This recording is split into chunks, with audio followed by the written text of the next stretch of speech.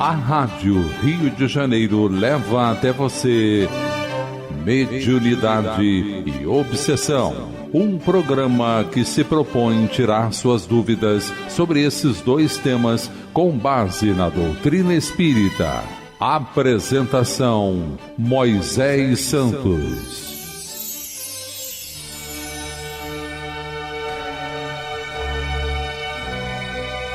Caríssimos ouvintes da Rádio Rio de Janeiro, eu sou Moisés Santos e este é o programa Mediunidade e Obsessão.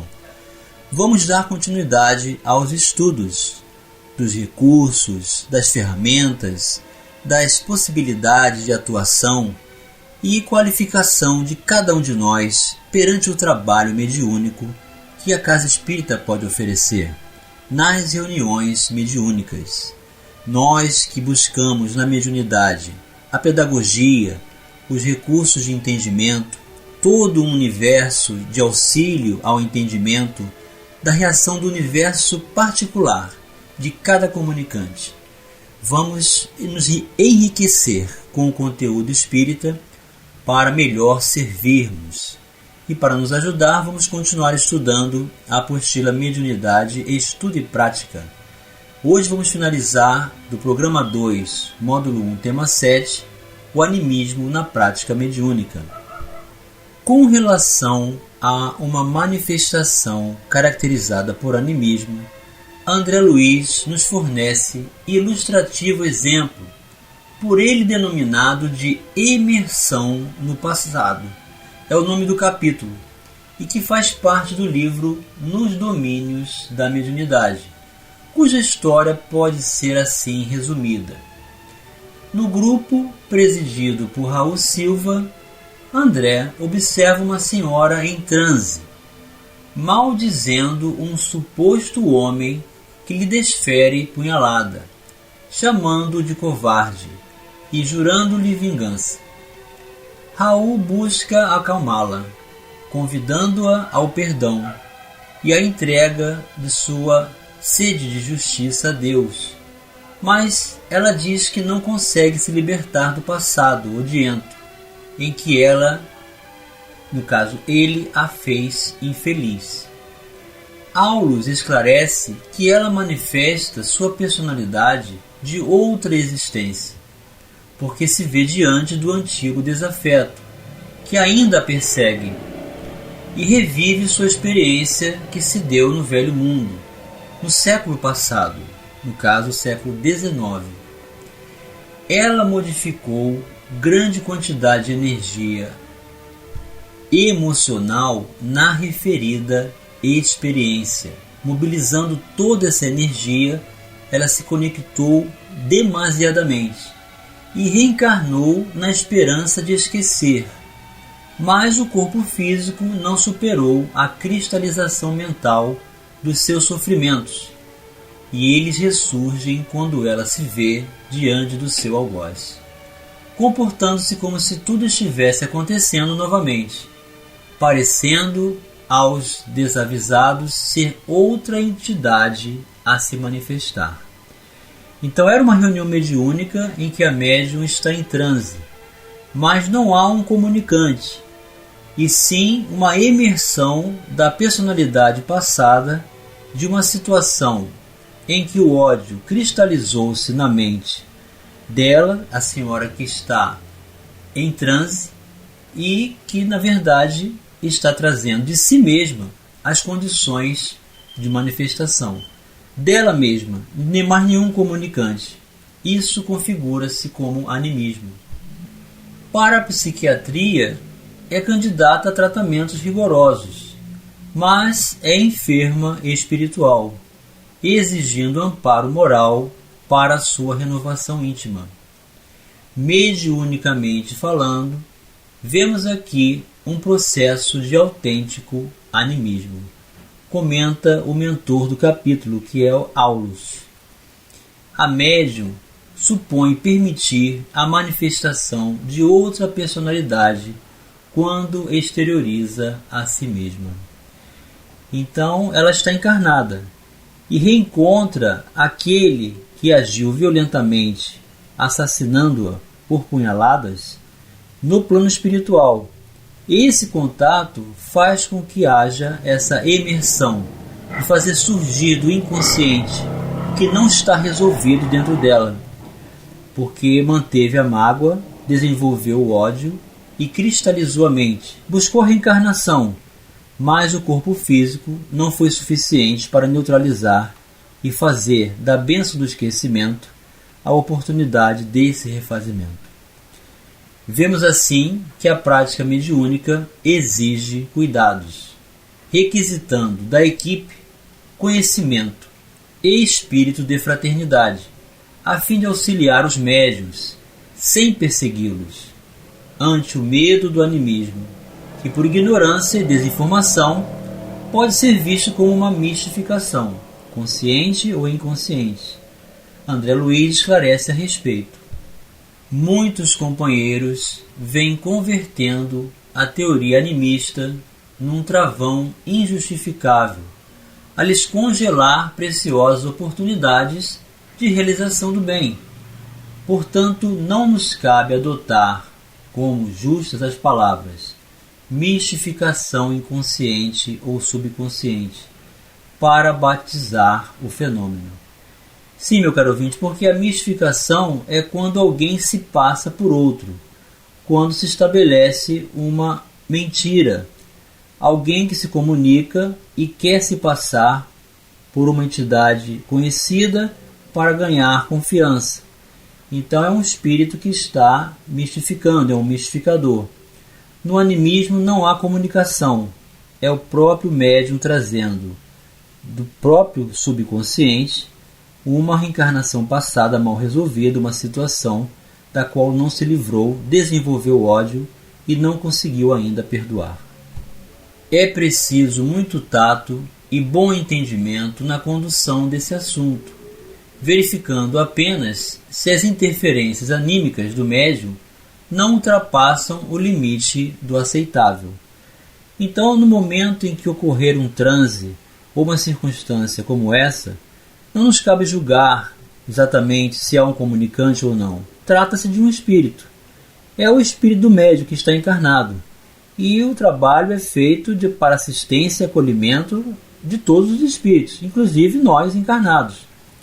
Então, se algo está mal resolvido e a pessoa precisa entrar nesse transe para fazer uma catarse e reconhecer-se na necessidade de estabelecer rumo de reforma íntima, buscando, através do esforço, o trabalho do bem, buscando a libertação do mal através do perdão, é o momento de auxiliar.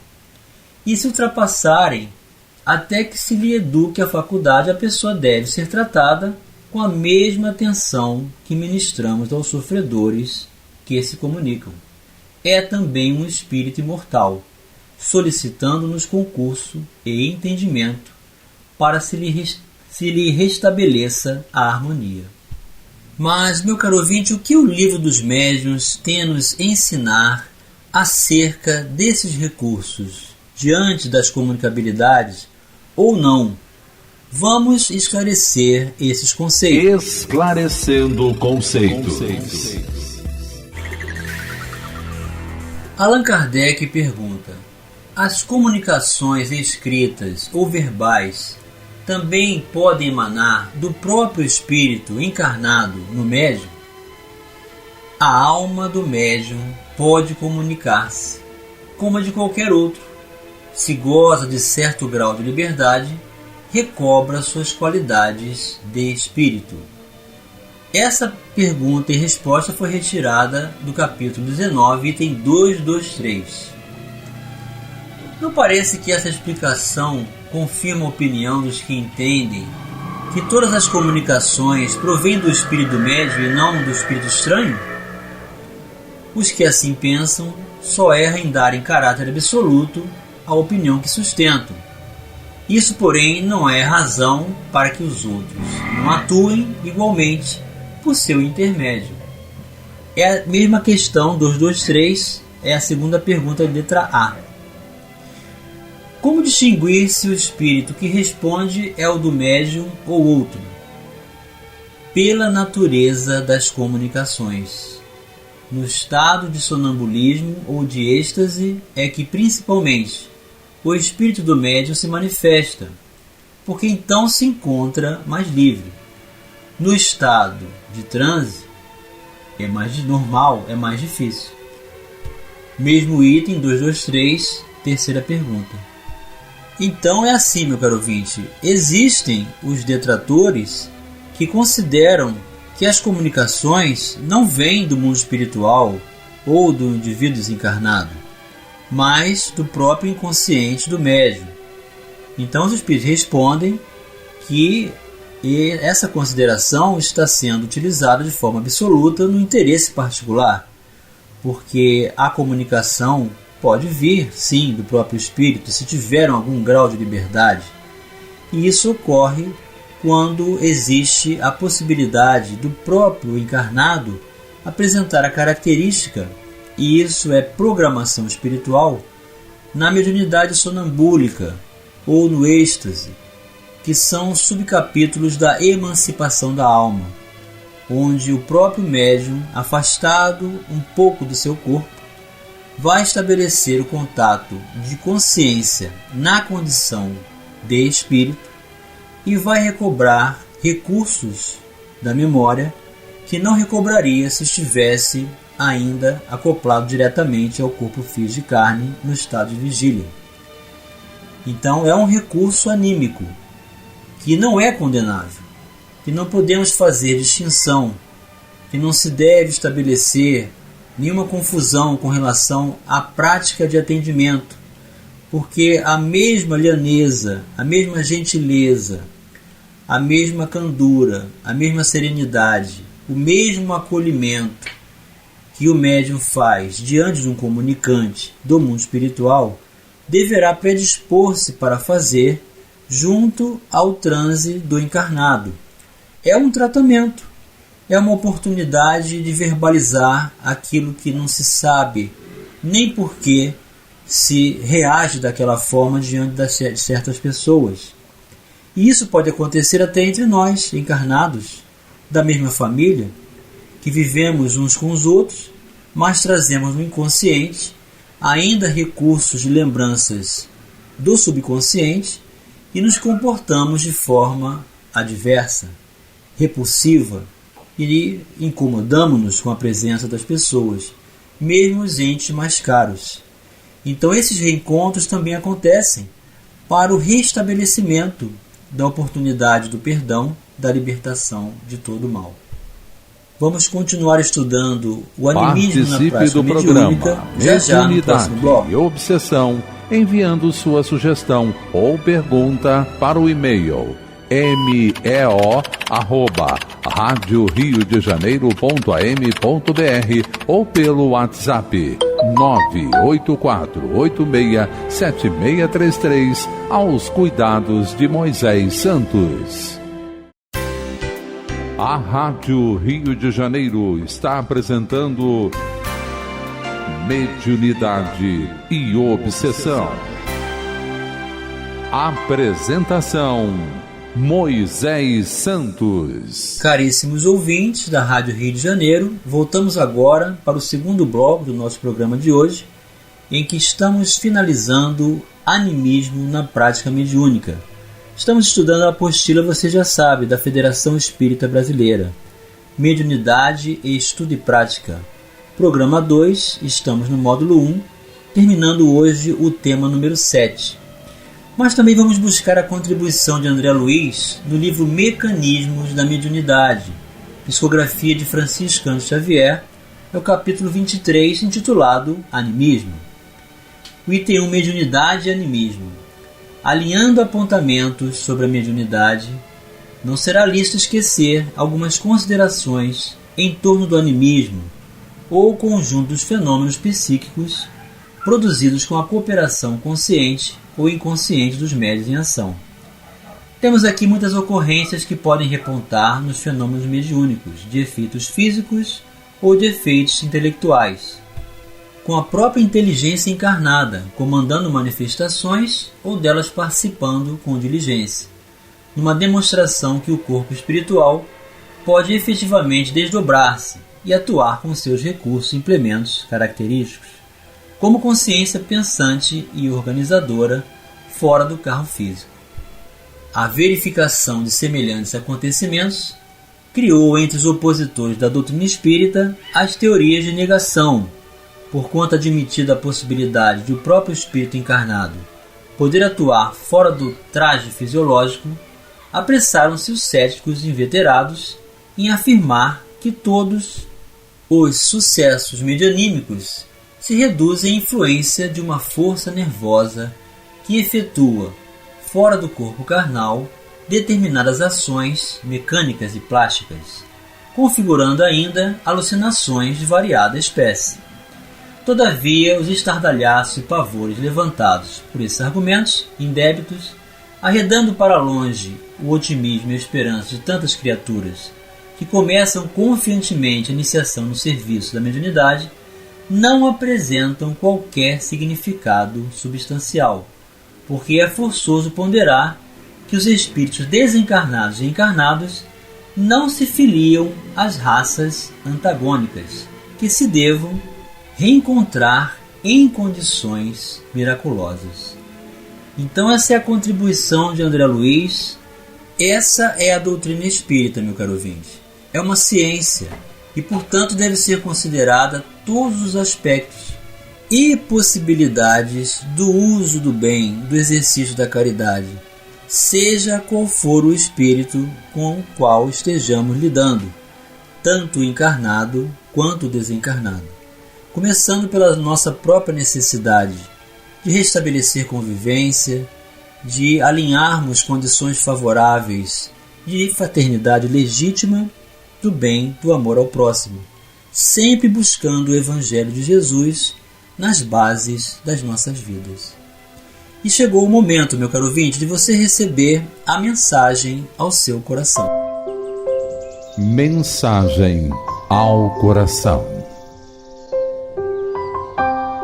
Do livro Emmanuel, o autor é o próprio, psicografia de Francisco Cândido Xavier, o capítulo Doutrinando a Fé e a Ciência, o item 28, As Comunicações Espíritas.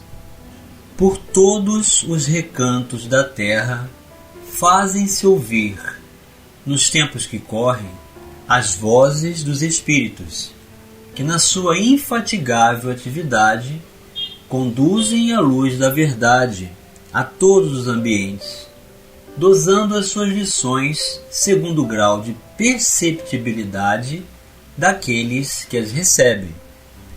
Os ensinamentos do espaço pululam nas escolas, nos templos, nas oficinas, e aos poucos ides compreendendo a comunhão do orbe terráqueo com os planos invisíveis.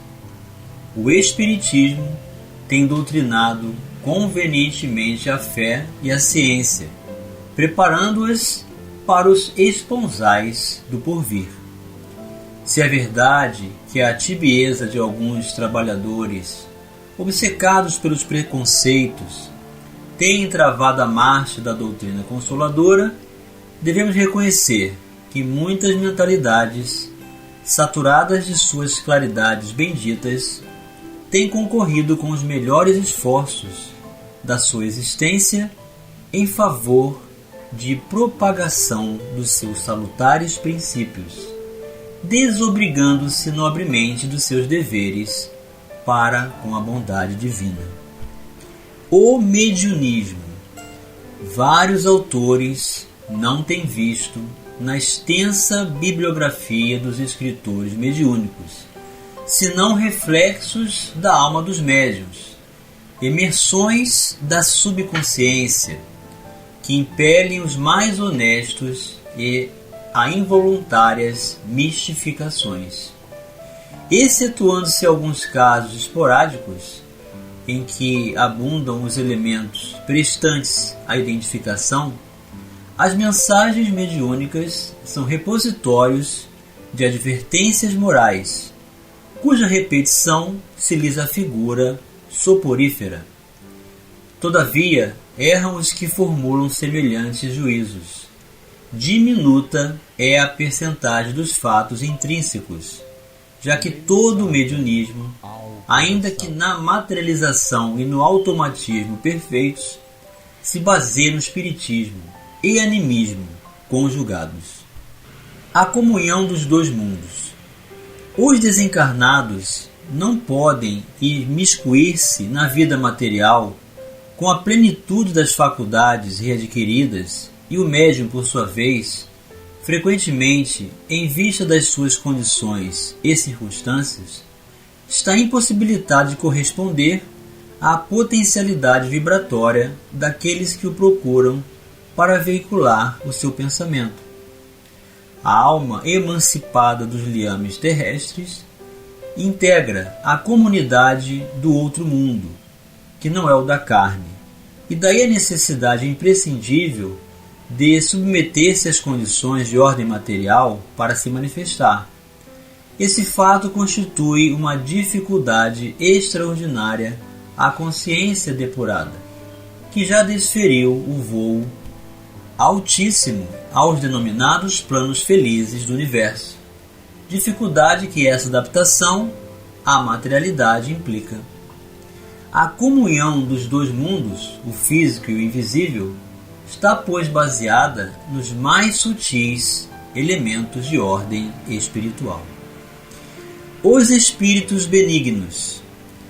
Por essa razão, as luminosas mensagens dos grandes mentores da humanidade são inspiradas aos seres terrenos através de processos inacessíveis ao seu entendimento atual, e a maioria das entidades comunicantes são verdadeiros homens comuns, relativos e falhos, porquanto são almas que conservam, às vezes integralmente, seu corpo somático, e cujo habitat é o próprio orbe que lhes guarda os despojos, e as vastas zonas dos espaços que o cercam, atmosferas do próprio planeta, que poderíamos classificar de colônias terrenas, nos planos da erraticidade. Aí se congregam os seres afins, e nesse meio vivem e operam muitas elites espirituais, constituídas por espíritos benignos, mas não aperfeiçoados, os quais, sob ordens superiores, laboram pelo seu próprio adiantamento e a prol da evolução humana, volvendo novamente a carne ou trabalhando pelo progresso no seio das coletividades terrestres. Os que representam as comunicações. Dos motivos expostos, infere-se que a suposta vulgaridade dos ditados mediúnicos é um fato naturalíssimo, porque emanam das almas dos próprios homens da terra, imbuídos de gosto pessoal, já que o corpo das suas impressões persiste com precisão matemática, e somente os séculos, com o seu consequente aglomerado de experiências, conseguem modificar as disposições kármicas ou perispirituais de cada indivíduo. Procuram agir no plano físico unicamente para a demonstração da sobrevivência além da morte, levantando os ânimos enfraquecidos, porque dilata os horizontes da fé e da esperança no futuro, porém jamais serão portadores da palavra suprema do progresso, não só porque a sua sabedoria é igualmente relativa, como também porque viriam anular o valor da iniciativa pessoal e a insofismável realidade do arbítrio humano. Os planos da evolução.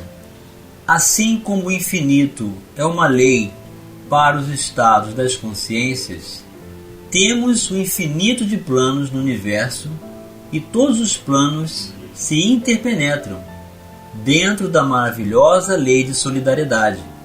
Cada plano recebe daquele que lhe é superior apenas o bastante ao seu estado evolutivo, sendo de efeito contraproducente ministrar-lhe conhecimentos que não poderia suportar.